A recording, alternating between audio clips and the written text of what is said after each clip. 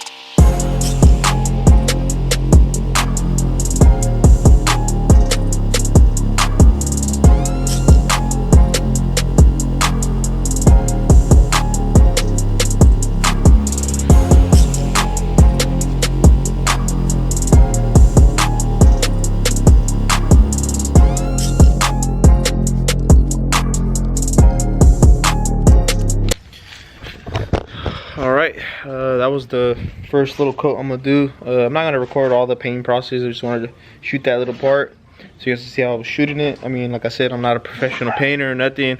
It's just a $5 can I bought from Home Depot, and that's it. So I'm gonna show you guys how it looks right now. So far, there it is.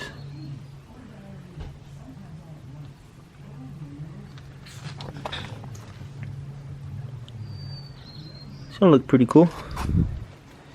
And the paint color is, dang, I don't think it says what kind it is. It doesn't say. Oh, here we go. It is Black Night Metallic. It's a pretty cool color. I'm not sure if this is the same color I put in my Integra's engine bay, but it's a cool color. But yeah, here we go. I mean, some parts like a little rusty and stuff from the old paint chipping, but like I said, I'm not going for nothing professional. Just wanted to make it look a little better. So I'm gonna keep painting it, and once it dries, I'll show you guys how it came out to look. So yeah.